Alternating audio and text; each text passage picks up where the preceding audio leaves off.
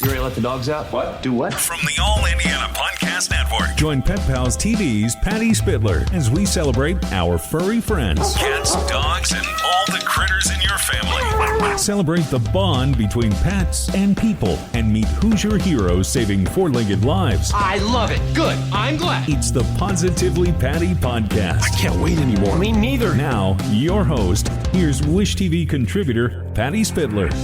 And coming up today on the Positively Patty Podcast, current events. We're going to take a look, and maybe even a listen, to Tom Dock as he talks about cicadas.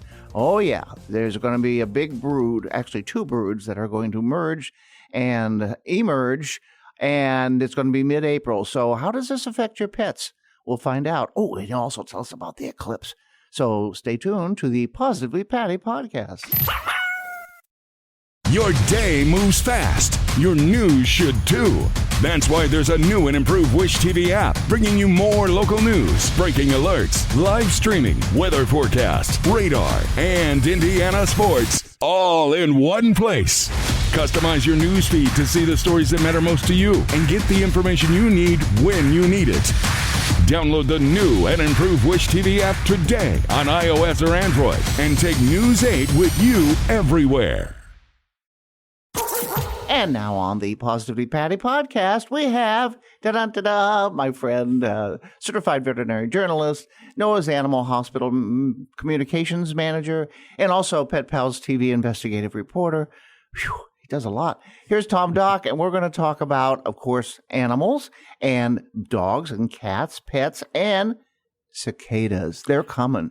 They are. And you know what? It's the first time in over 200 years that we have two different broods of the cicada hatching out in various areas of our state. So very interesting, kind of historic, actually, too. Okay. And I said, Tom, you got to find out about this because I was getting questions for Pet Pals TV, and they're like, I don't know. I did look up a little bit. The last time we had these two broods come out at the same time, it was 1803. Thomas Jefferson was president at that time. Good. Indiana wasn't even a state then. Oh.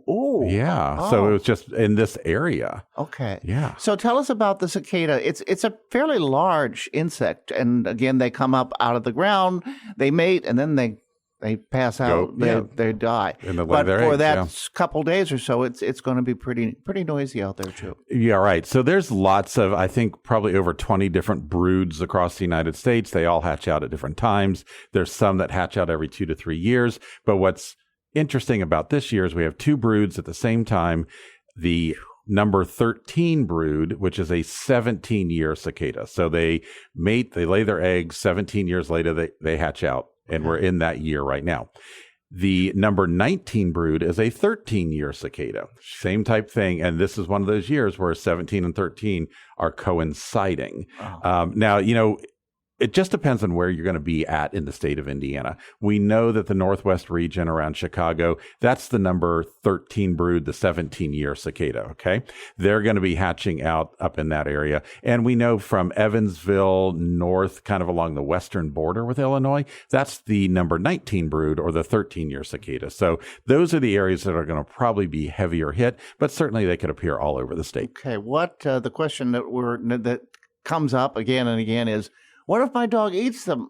What's going to happen to him? Sure. You already alluded to they're a large bug. They have a wingspan of about 3 to 4 inches, a body probably of about a couple inches, and they're covered in an exoskeleton, just like all bugs are, just like lobsters and shrimp and crabs and everything like that. So it's a hard exoskeleton made of protein. And so people they look at them and are like, well, certainly there's got to cause a problem. And the reality is they don't. They don't. They really don't. They're not toxic. Okay, so there's no poison in them. Yeah. Oh, and they can't bite. They can't bite your pet or you. So it's safe to handle them. Okay. And then if your dog eats it, I just tell people, remember that dogs and cats kind of like to eat insects. And it's not bad for them. I think the biggest issue, especially with your cats, maybe your smaller dogs, is it's a good size insect. It's got a spiky exoskeleton that might cause irritation toxin in the GI tract. So you might see a dog trying to retch. You might see a dog even vomit something up. But as far as any kind of lasting effects, not really. Okay, that's good. But I guess they're curious more than anything, Well, actually, and I was curious too. And did you know that you can find recipes for barbecuing cicadas or cicada kebabs, sauteing cicadas? Yeah, I mean, they're full of protein. I've not tried them yet personally, but of course, my curiosity got the best of me, and that might be something I try this spring. Who knows?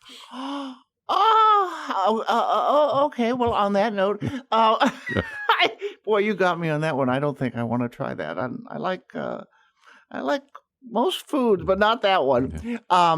The other thing we want to talk about that we've had some questions that's coming up soon is the eclipse. And how does that? We know that as people, we're not supposed to look at it, unless we have special glasses on. Right. What does it do to wildlife and animals? Sure. And that's a great question. There's actually been studies done on this, on how does it impact animals.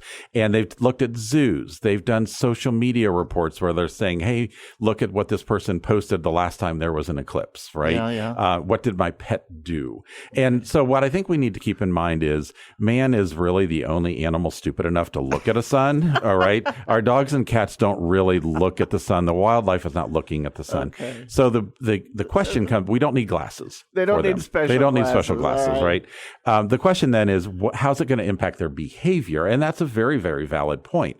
For any animal that's more nocturnal or maybe even gets more active during dusk and dawn, which is called crepuscular.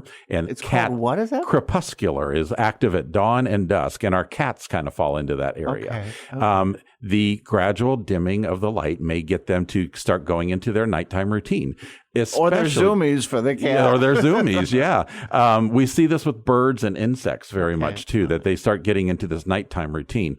I saw somebody post, and it was not an individual. It was actually a government agency. I won't say which online here, but they posted, your dogs are going to get anxious because of the sudden darkness, and you should be really worried about them. And first of all, one, pets don't look at the sun. And two, it's not like turning off a light switch. This is going to be several hour-long event. And so the pets are going to go, it must be nighttime. Or because it's happening in early afternoon, they're probably at home while we're at work, sleeping on their bed. They may not even notice.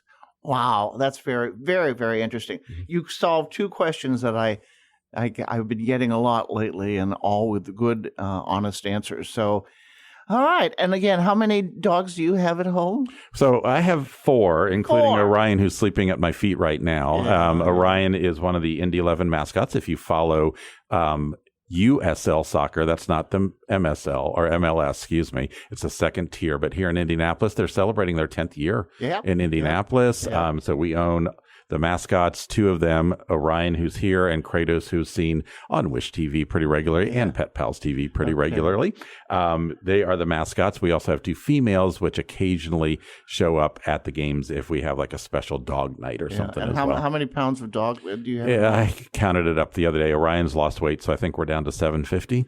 750 pounds of dog. Right. And to answer all the questions, because we have trading cards for the dogs to answer all these questions. Orion is 6 years old. Kratos is 3 years old. Ryan has a sister named Andromeda who's 6. Nike, the oldest one, is 8. We go through 25 pounds of food in 5 days. I don't think it's probably appropriate on a podcast to talk about the cleanup of the yard, but that happens every day as well. If it goes in, it's got to come out. It's got to come out, right. But they're pretty lazy. They're not like a high energy breed, and that works for our family really well. He's such a good boy right now. He's such a good boy. Yes, he is. Okay, Tom Dock, certified veterinary journalist, Noah's Animal Hospitals, and also our investigative reporter for Pet Pals TV. You always do such a terrific job. Thank you. And I always say he's my yes man, because I say, Tom, would you? Yes. Tom, yes. You think you could? Yes. Can you come in? Yes. So thank you again for being my yes man. All right. Pleasure. And I highly endorse Noah's Animal Hospitals too. They're good people for your good pets. All right. Thank you very much. And we'll see you next time. And you'll be listening on the Positively Patty podcast. Discover more pet-friendly stories at petpalstv.com and stay with Wish TV online at wishtv.com and when you follow Wish TV on Facebook. Be sure to like and subscribe to this podcast and discover more great podcasts from the All Indiana Podcast Network now at allindianapodcastnetwork.com.